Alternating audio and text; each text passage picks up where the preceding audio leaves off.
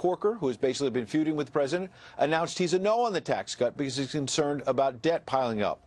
But in the end, his opposition is not going to matter much because other wavering Republicans like John McCain and Susan Collins came on board, giving Mitch McConnell a much-needed victory after that colossal failure on repealing and replacing Obamacare. In fact, right now, live on the Senate floor, we've seen Mitch McConnell emerge.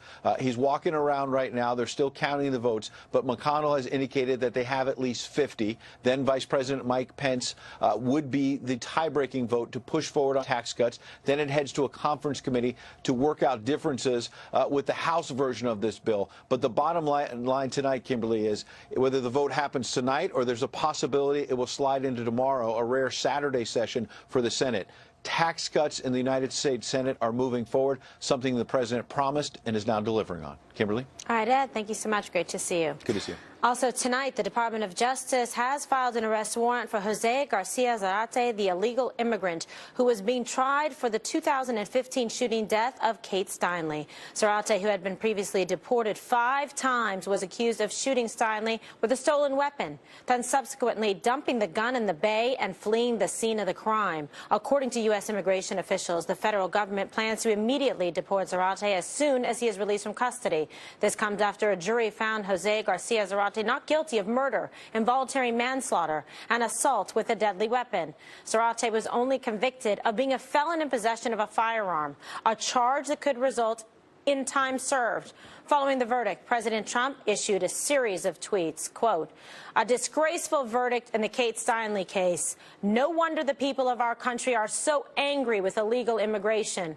The Kate Steinle killer came back and back over the weakly protected Obama border, always committing crimes and being violent, and yet this info was not used in court. His exoneration is a complete travesty of justice.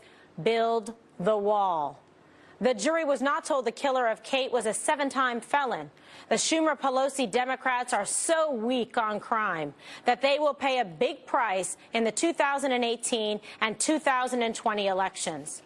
Just moments ago, on Tucker Carlson tonight, Attorney General Jeff Sessions also weighed in. Watch this. It's time for this country to get its head on straight. These cities should not be protecting criminal aliens, people who come into the country unlawfully, then they commit another crime, and then they hide that individual and don't let them, as they did with Zapata, be turned over to the ICE officers so they can be properly deported. So the killer, and he is the killer, is now being deported? That will be his ultimate fate. We are confident, and we are going to do everything possible to ensure that happens, although there are some potential other charges that could be brought against him. And before being deported and released, we think he should face every charge that is proper to be brought against him. And you can be sure our Department of Justice is working right now to bring any charges that are appropriate. All right, fantastic. All right, joining us now is Fox News contributor Charlie Hurt, Fox News legal analyst Greg Jarrett, and Fox News contributor David Webb. Thank you so much for joining us tonight, gentlemen. Thank you, Kimberly. Greg, I'm going to begin with you. Earlier today, you wrote an op-ed for FoxNews.com titled "The Steinle Verdict is Only the Latest Miscarriage of Justice in San Francisco." What do you mean by that?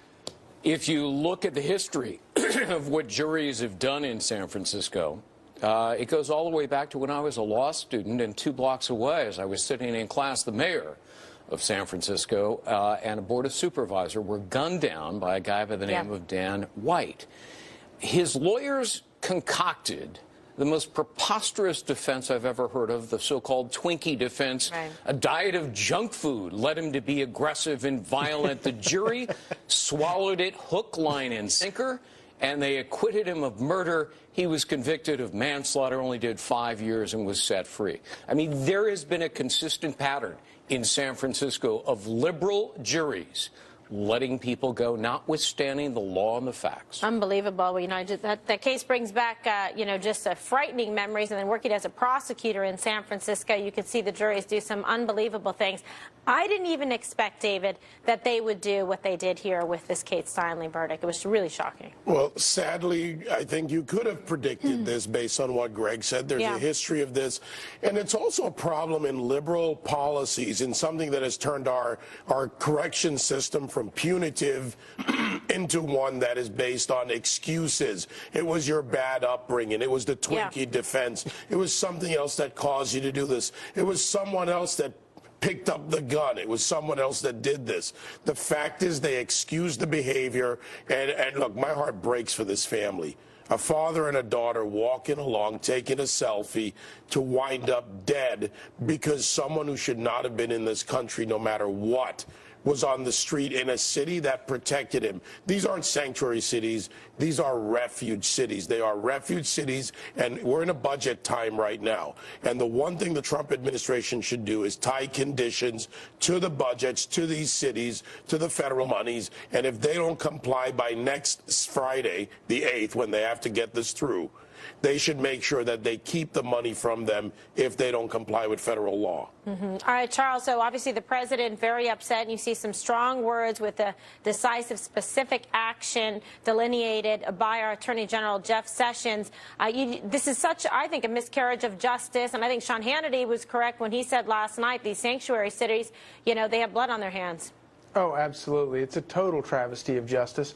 And then to add insult to injury, we saw that lawyer for this thug, this bum, come out afterwards and instantly try to politicize all of it. And he talked about how Donald Trump needed to respect the jury decision because he's under investigation or some nonsense like that. It was absolutely insulting.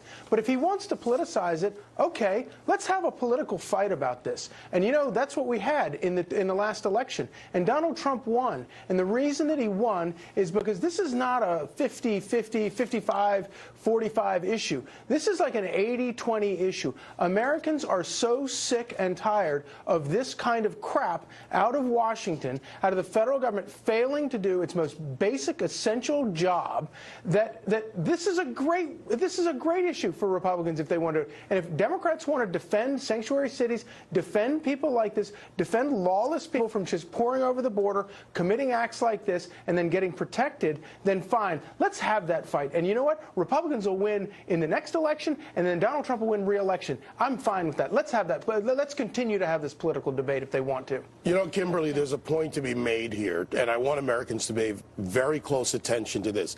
Liberals and liberal progressives are willing to sacrifice American lives for their political goals. Pay close attention to what they do. They sacrifice each other, they sacrifice American lives, and their ideology is dangerous to everyone out there. What's inexplicable is the Department of Justice, the feds, never prosecute under the laws.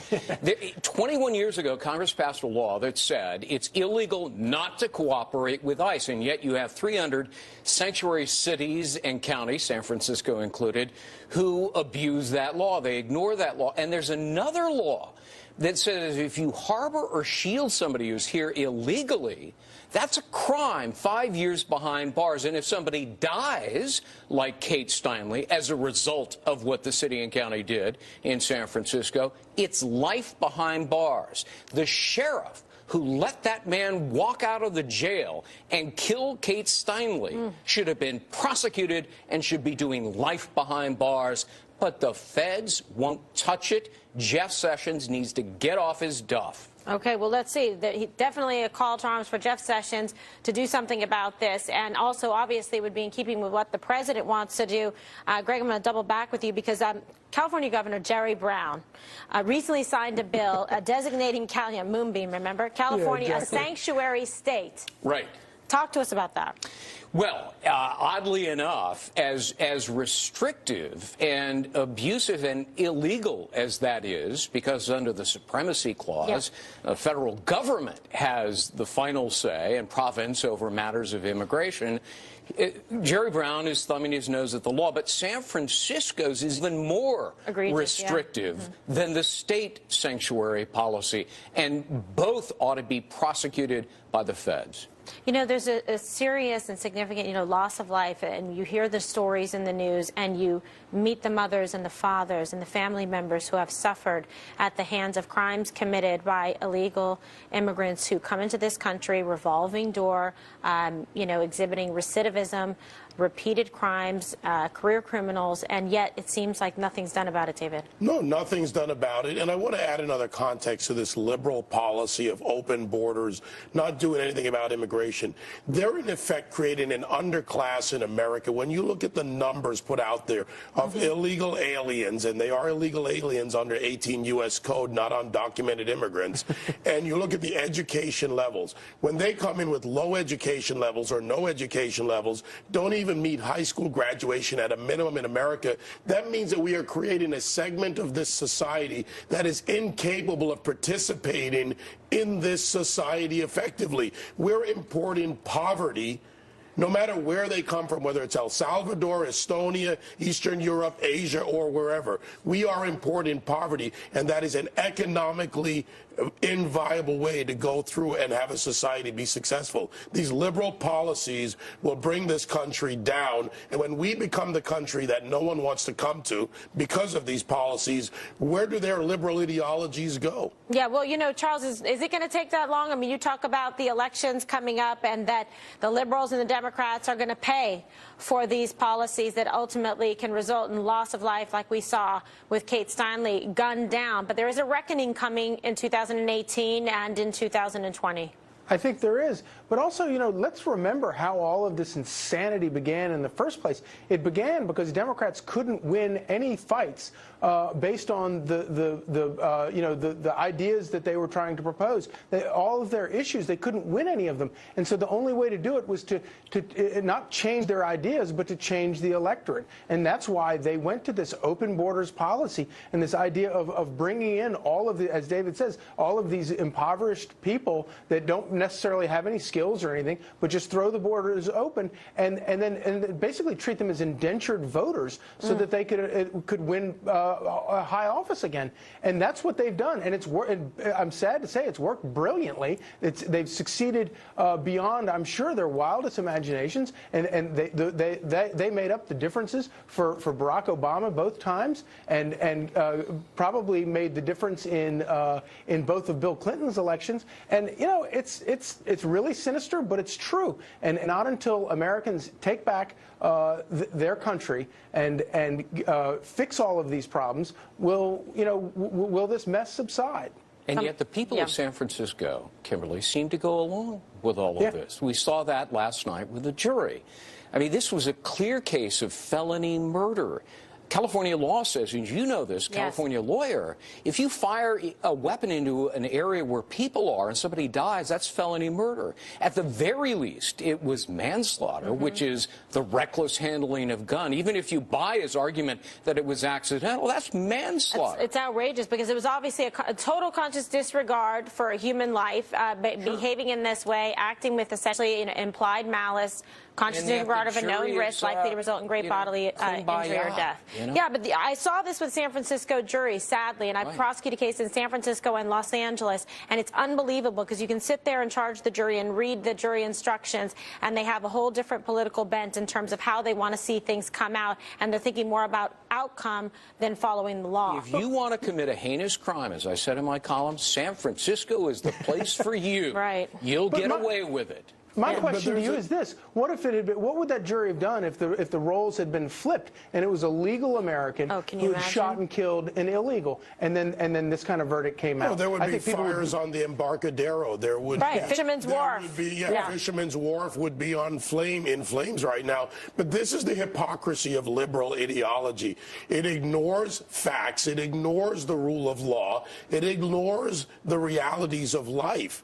And again, they're willing to sacrifice anything to achieve their goal. That is contrary to what we do in America. Yeah, and Greg, real quick, and that's why so many people have asked, can President Trump actually force sanctuary cities to comply with federal law? He can. He can do it with, sort of carrot and stick. I mean, he can... Heavy with the stick. He can take... well, the stick would be prosecute these people like the sheriff. But the carrot is really just take the money away from them. There's only one way you can get through to politicians: take their federal government funds away from them. And he has the authority under federal law. Department of Justice has issued an opinion on this and says you can withhold money. They need to start doing it aggressively. And they have 1 week till next week. We have this shutdown, showdown battle that's underway. Well, Congress has a responsibility here. They can tie this. They can work with the administration. By next Friday, these could be put in place. The restrictions can be there. Take their money. It's the only place other than their votes that they care about. Yeah, you got to lift the funds, lift the wallet, and then they'll pay attention and hopefully comply. We'll see. Gentlemen, thank you so much. Thank you. And coming up, last night, Sean blamed sanctuary cities for the death of Kate Steinle. Was he right? Also, we'll be joined by two mothers whose children have been killed by illegal immigrants, and we're going to get their reaction to last night's painful verdict as this special edition of Hannity continues. This program is brought to you by IBM. You to the power of IBM. Vote is looming. Now, Vice President Mike Pence is headed to Capitol Hill to oversee the vote, and we're going to bring you more information as we have it. On last night's program, sounded off on sanctuary cities. Watch this.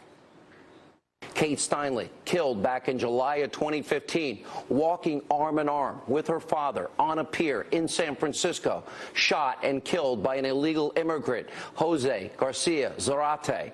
This man had 7 prior felony convictions, 4 involving narcotics. This was his facing of his 6th deportation. At the time he shot and killed this innocent woman. Sanctuary cities tonight, those that support them, they are to blame for the death of Kate Steinle.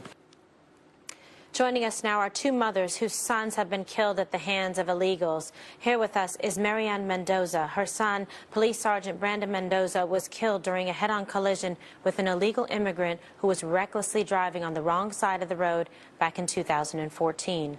And also with us is Agnes Gibney. Her son, Ron Da Silva, was shot and killed by an illegal gang member while he was standing in a driveway back in 2002. Women, as a mother, I feel for you for the loss of life, a senseless loss of life, and I know this is very difficult. We do appreciate you being here with us tonight. And Marianne, I want to start with you, with your reaction to this stunning verdict. How do you think Kate's parents are coping with this right now?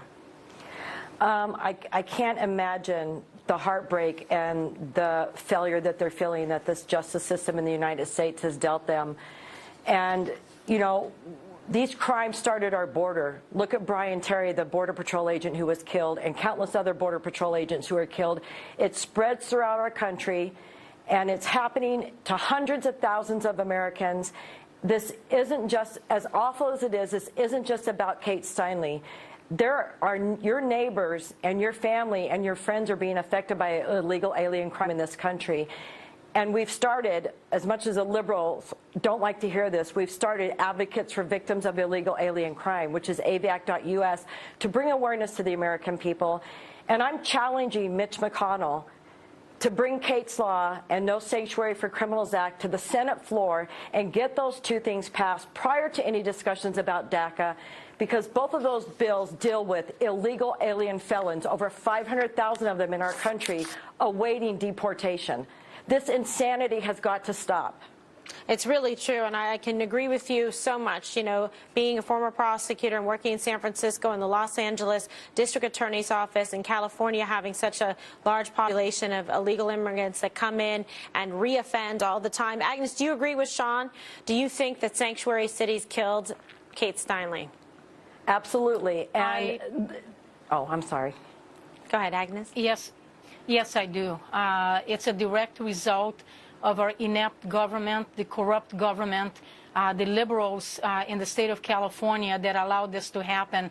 They sent a very clear message yesterday, the governor of California, Jerry Brown, the judicial system, the mayors, and the sheriff's department, that they're going to be protecting the criminals and not us American citizens. It's a disgrace. You know, the problem here that we see, Marianne, is when you see, like, you know, repeated deportations, like in the case of Zarate, who murdered Kate Steinle, coming in and out, back and forth, a revolving door, and a system that is broken that allows this person to come back in and reoffend and kill. That's not the only person. And this is what the American people need to understand. There's offenders who are coming over our border 20 and 25 times, 18 times, coming back over, raping innocent children. There's a rape epidemic going on in South Carolina. There are so many crimes that are committed by people who are deported and walk right back over our border. And Americans are kidding themselves that they don't think that we need a wall and we need a secure border in our country. It's the only way that it's going to stop this repeat offense.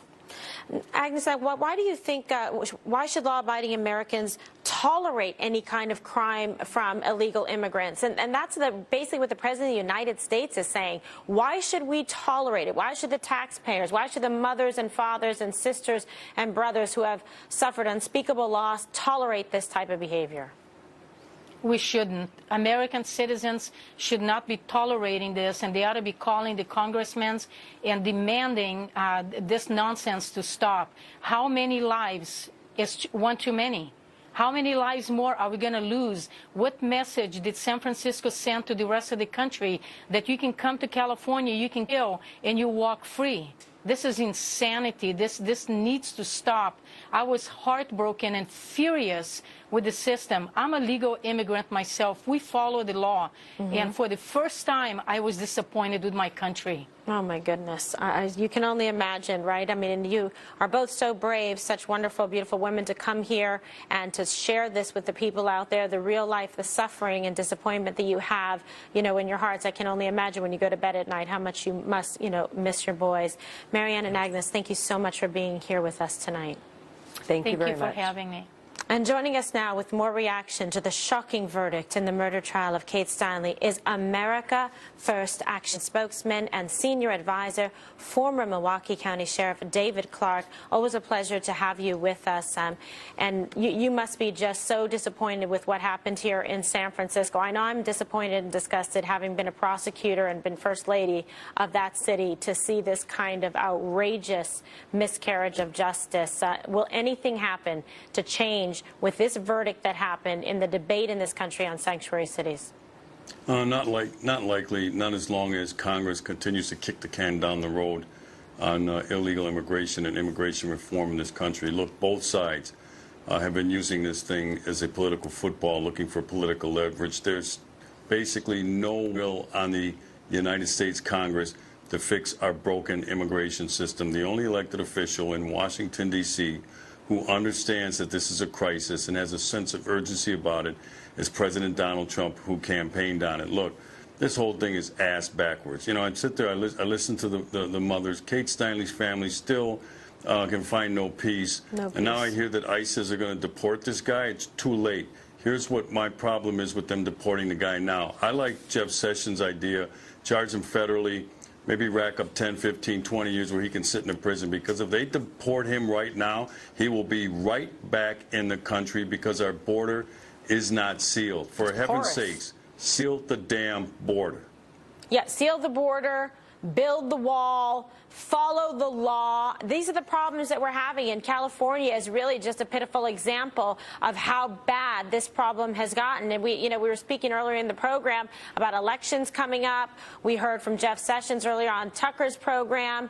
Sean saying sanctuary cities to blame for the death of Kate Steinle. But now we have a president with the will and wherewithal, and I'm sure you've had conversations with him, Sheriff, about this issue. Precisely, and push is going to have to come to shove for the United States Department of Justice. Look, there are federal laws that are being violated by sanctuary cities, catch and release policies. And the Justice Department is going to have to develop the teeth, put some teeth into their rhetoric, and charge these officials, charge these mayors, charge these law enforcement officials that are going to defy federal law. Sanctuary cities are illegal, we know it, and all we see is the back and forth, the threatening of pulling funding, and then you get some activist judge who gets in the way, and he delays that and says that they cannot do it because Congress has already approved the funding, but they didn't do that when President Obama threatened to pull funding from schools from not having allowing men to use women's bathrooms. So at some point, the Justice Department, Jeff Sessions, is going to have to charge one of these individuals. Forget about the funding stuff, all right? Charge one of them criminally. One of these statutes can end up in a person upon conviction serving 10 years in a federal prison. Some public official is going to have to be charged and prosecuted to get the attention of everybody else. But until then, the Congress, as I said, they don't have the will, Kimberly. They do not have the will to fix this broken immigration system because both sides are using it for political leverage. No, you're absolutely right. And Greg Jarrett was on earlier. He, concurs, feels the same way as an attorney that, the law is there. Somebody's going to need to be prosecuted and be held accountable to actually stop the flow of blood coming from these criminal recidivists who keep coming in, are deported, come back in again, commit more crimes, and no one seems to matter. It's almost like you got to give these people an apology. Oh, I'm sorry, we have to prosecute you, or we can't let you come back in and forth to commit more crimes against innocent, law-abiding people. I mean, when you look at this picture of what happened here and you see this guy, honestly, I cannot believe that San Francisco did this. As bad as some of the things they've done in the past, how did this guy, a felon in possession of a gun, not be convicted of anything? I mean, it's unbelievable. Well, the thing that's most disgusting to me is that this illegal alien had more rights than Kate Steinle and Kate Steinle's family. He's going to get credit time served or something. That's the thing that chaps my rear end. It really does. That an illegal alien has more rights than a United States citizen. But again, look, Congress, all they do is pay lip service. Now there's this funding for the wall that's tied up in, they hide it in other bills. Right. And then Chuck Schumer comes along and threatens to shut down the government if that's included in a bill. And then the GOP backs off. Look, it is high time in this country. The American people have spoken. They spoke last November and they continue to speak. They want this illegal immigration crisis fixed. They want it solved. We are a sovereign nation, and if you're going to be a sovereign nation, you have to have borders, and you have to protect those borders. That's what we expect our federal officials to do. Isn't that the bare minimum we can do in terms of a basic decency, a basic expectation of public safety, that we can protect people, an innocent girl and her father walking down the street, to not be slaughtered? Well, you've seen some of the victims there. Some law enforcement officers have been killed by people illegally in the country. Other citizens, have been victimized as well. And when the United States federal government cannot protect its citizens from an illegal invasion, and that's what they is. They're allowing people to come into the country illegally and set up residency. And then when they kick them out, they come back over, they kick them out, they continue to come back over. This is a cat and mouse game by these illegal aliens. They know it. They know that there's little that will happen to them, especially if they hide out in a sanctuary city where they're provided a safe haven. Unbelievable. It's really outrageous, and it seems to be getting worse, but I have faith that the president is going to do something about it, and we're waiting on Jeff Sessions to do it as well. Sheriff Clark, always a pleasure. Thank you so much. My pleasure. And we have much more on the special edition of Hannity. Up next, we'll tell you where things stand with the accused sexual harassers, Senator Al Franken and Congressman John Conyers, and whether they will resign or not. Stay with us. Share the wonder of Christmas at Bass Pro Shops with a free picture with Santa and big savings on great gifts for the whole family. Like Redhead Sherpa-lined buffalo flannel shirts for under $20. Plus, visit BassPro.com. Welcome back to this special edition of Hannity. We are looking live at the Senate floor right now as we await the final vote on the tax reform bill. We've gotten word that Vice President Mike Pence will head to the Capitol to preside over the vote, and we're going to bring you updates as they happen. But first, the Democratic Party routinely claims that it's the party of women and minorities. But given the numerous sexual harassment allegations against both Senator Al Franken and Congressman John Conyers, is that true? Senator Franken has apologized for his inappropriate behavior, but Congressman Conyers remains adamant that he is innocent. Earlier today, John Conyers' attorney addressed whether the congressman has plans to resign. Take a listen. He will continue to defend himself until the cows come home. We will discuss in the next day or so what Mr. Conyers plans to do. As you know, his health is not the best, and it will be Congressman John Conyers who will be the one to decide what it is he is going to do in terms of whether he's going to continue to represent the people. It's not going to be Washington.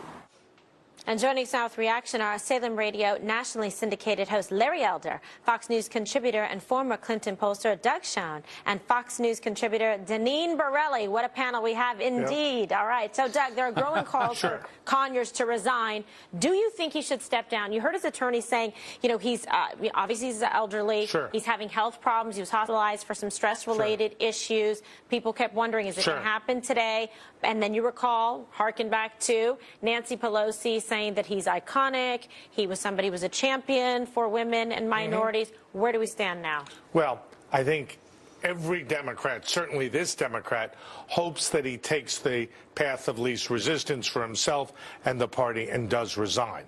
Look, this is a no-win situation because his credibility has impaired. He's had to give up his chairmanship. And it's best for the party that he goes. And I would also say Al Franken, he should go too. The Democrats have a great opportunity in 2018. The polls show a double-digit lead in the generic vote. The only way to realize the full benefit of that is to get rid of the distractions. And given what has happened or what's been alleged, I think the party would be best to move on without Representative Conyers and Senator Franken. Okay, so there you have the crux of the problem, which is the individual versus what is in the best interest, you know, of the party. And Deneen, how do you see this? Because, you know, we saw a woman coming out that is herself iconic in the Democratic Party. Nancy Pelosi making strong statement in support of John Conyers, also Congressional Black Caucus, people coming out to support him.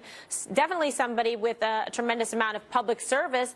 But during that time, also significant issues and problems and settlements. Well, sure. Listen, the Democrat Party has exposed themselves as with the identity politics. It's all fraud. And look at the words versus the actions. Leanne Tweeden had an actual photo of being groped while she was asleep. John Conyers has this settlement that's out there. There's also another woman that has come forward. We'll find out more about that. Bill Clinton had his own evidence that came out about his misdoings.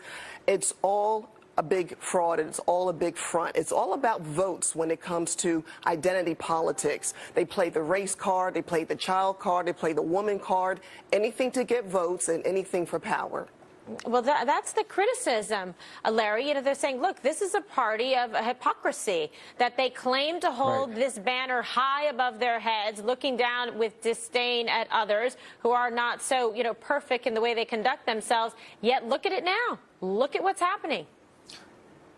Well, that's right. And in the case of John Conyers, I'm probably not a good person to ask whether or not he should resign because for 47 years, in my opinion, he's been completely useless. This is a man whose area is largely Detroit. Poverty has gone up.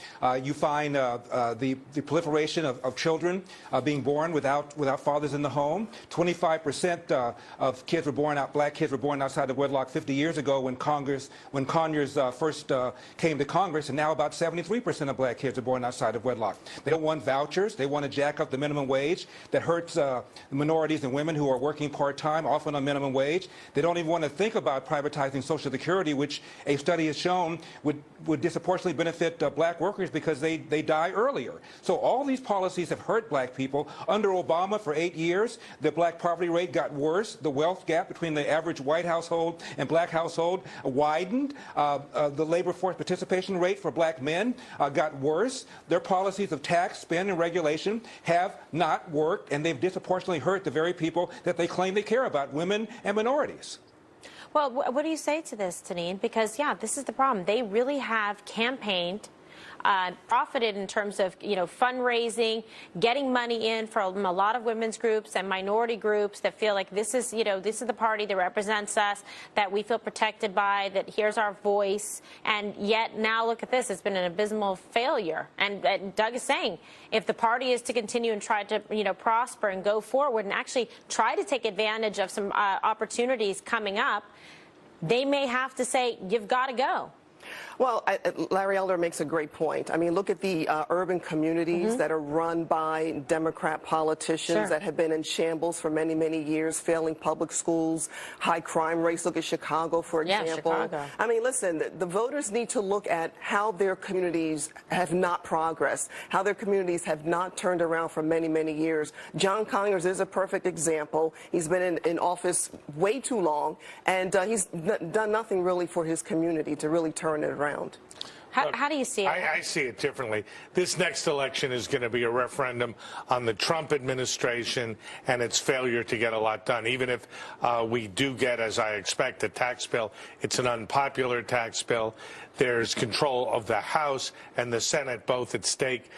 These issues are a distraction and a serious one to the party, as I was saying before, and as you accurately summarized. And I want the Democrats to win as a centrist party that is inclusive. To do that, they need people like Conyers and they need people like Al Franken to go, and we need to develop a set of policies that represent all the people, not just a liberal ideological bloc. All right. Well, so what's the idea going forward then, Tanine? What do the Republicans do to point this out, to maybe try to capitalize, because there's some vulnerabilities coming forward? Well, they need to get out there and talk about pro-growth initiatives, talk about school choice, talk about lower taxes, less regulations. This will help turn the economy around, turn the country around, create jobs. That is what they need to do, is to get the message out. It's not black, white, male, female, whatever. This is an American issue for folks to understand what these policies will do. Absolutely, and expecting and demanding, results. Larry? And we were talking earlier in your segment about illegal immigration. Yes. The Democrats don't want to do anything about that. Nothing. One of the leading economists, George Borjas of Harvard, probably done more work on the impact of legal and illegal immigration than maybe anybody else, said there's no question that the proliferation of unskilled illegal aliens poses competition for work for inner city people and puts downward pressure on their wages. And Democrats don't want to do anything at all about this, even though it is This hurting the very Democrat would people that love they to claim do to a care deal about. on immigration and tightening the border, Larry. Oh, well, we found one. Well, yes. There's the needle in the haystack. Exactly. Doug I'll plead guilty to that. Oh, my goodness. All right. Doug has always been reasonable. Doug has always been reasonable. I wish more people in your party felt the way you do, honestly. He's like in law school, the Return reasonable man the favor. standard. Exactly. Remember that. Quid pro quo. All right, you guys, thank you so much, Janine, Doug, and Larry. Always a pleasure. Next, we're going to have the very latest on what's happening with the Senate's historic tax bill as a special edition of Hannity continues. I saw the change in Rich when we moved into the new house, but having his parents over was enlightening. You don't like my lasagna? We're looking live at the Senate floor, where a series of votes are about to begin that will pave way for a final vote on the GOP tax reform bill, a key part of President Trump's agenda. Joining us now with reaction, Republican strategist Noel Nickpour, Fox News contributor Guy Benson, and Turning Point USA founder Charlie Kirk. Everybody, thank you so much for being with us tonight. So an exciting night for the Republicans, working hard on this to get this vote passed. If so, what's next? Go with you, Charlie. Well, it's quite significant, actually, and I do want to say, there's been so much media uproar about what senators are voting and what senators are not voting. Just to take a step back and to realize the significance of what is about to happen here. This is the largest tax cut in nearly 40 years, since really President Reagan argued for it in the early 1980s. And we're going to see almost a doubling in the standard deduction, an incredible amount, trillions of dollars of repatriation of foreign capital to come back to this country. And you're going to see a total restructuring and simplification of the tax code. I think they're going to get it done tonight, absent any surprises from some senators from Arizona. And the Vice President will break the tie. So this is a huge, huge win for President Trump. I think he said he's in. Yes, we're on Pence alert, waiting to see what's going to happen here. So, Guy, what do you make of the tax bill here, and do you think that it's looking auspicious for this to go through? Well, I just got off the phone before we came on the air with a senior source among Senate Republicans, and they are feeling very confident tonight. 51 votes, they say, are locked down. The Vice President is on his way to the Senate right now to preside over a significant vote. They don't believe he's going to have to cast a tie-breaking vote. Wow, every good. Democrat is going to vote no, and every Republican will vote yes, except for Bob Corker, who says that he cannot vote for this bill. As to your first question, look, this is going to be, despite so much of the misinformation and rhetoric out there on the left, this is going to be a tax cut for the vast majority of the American people, including the vast majority of middle-class Americans. If you take the standard deduction, which is 70+% of you right now, you are getting a win under this bill. And the other point, too, Kimberly, our corporate tax rate is uncompetitive internationally. It is the highest in the developed world. Our effective rate is near the highest in the developed world. We cannot compete on that level. It is inefficient at the very least. That is coming down in a significant way. There are many attributes for this bill that will help a lot of people grow the economy, grow jobs, and yet we hear from the left it's a tax increase on the middle class. That's a lie. Okay, so, Noel, how do you like it? How do you see it in terms of people you're out there talking to? Because, you know, some people have some mixed emotion about it. I think, you know, Guy and Charlie have laid it out very well in terms of, you know, some of the benefits of it. And it certainly is in keeping with some of the campaign promises of President Trump, the repatriation, et cetera, the corporate tax implications. And as Guy said, just, you know, across the board, the majority of Americans will be able to feel some relief, some benefit from this. Right. And Kimberly, another thing that is really going to help, it's the 2018, it's the midterm elections. And I've been very worried about this as a national fundraiser for elections that are coming up, that if we didn't get anything passed, we were going to see a lot of trouble in the polls with some upcoming elections in the midterms. So this is going to be really good for energizing the Republican Party and for President Trump.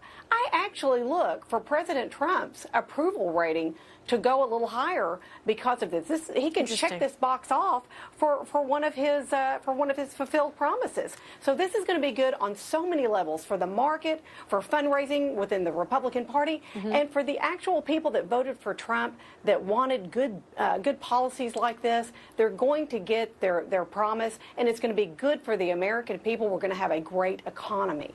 You know, you would think, Charlie, that some of the Democrats and liberals, if they were being really honest and forthright, that they would be happy about this, because it's not just something that's giving tax benefits to the rich. It's actually the everyday, hardworking men and women across this country, like President Trump promised, that he would not leave behind or be forgotten anymore. That's exactly right. And you look at some of the lies that the left is putting up against this. I think it's really bad politics, to be honest with you, that they're opposing this. I mean, you're going to have people filing their taxes in February and March, and they're going to say, wait a second, my deduction now goes up to $20,000 a year. This is phenomenal. Wait a second, I can write off these deductions. This is great. Wait a second, this business down the street is now hiring all these workers. This is great. All of a sudden, they're going to look at their taxes. They're going to say, wait, last year I was only to write off $12,000. I can now write off $20,000 on my taxes.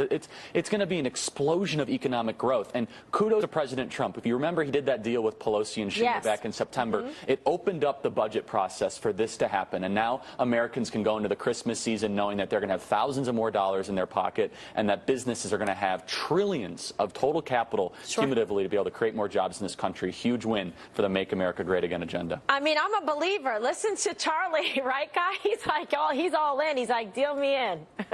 Yeah, well, I think there are, you asked about, are there concerns? Look, there will be deficits that will go up because of this bill. I think it's exaggerated how much that will be the case, but conservatives ought to care about the national debt. And there are other things like entitlement reform that ought to be on the table. Mathematically, it's necessary. Also, there are some Americans, a small percentage of Americans, mostly richer people in blue high-tax states, who are going to get a tax increase under this bill. We should not make it up and not tell the truth about that the way Democrats did with Obamacare. They said, everyone's going to win under Obamacare. That turned out to be flagrantly false. It's worth acknowledging there's a tiny fraction of Americans comparatively who will be losers under the bill, but the overwhelming, vast majority of the middle class are winners. Okay, can you give me your best 20 seconds, Noel? Well, you know what? I think this is foreshadowing of good things to come. If we got together and we could push together and get tax reform, I think that you're going to see more things being passed, and I think that Trump is on his way to make America great again. All right, fantastic. Our panel likes it tonight. Thank you so much, Noel and Guy and Charlie. What a pleasure to have you this Friday evening. And coming up, more of the special edition of Hannity right after the break. Stay with us.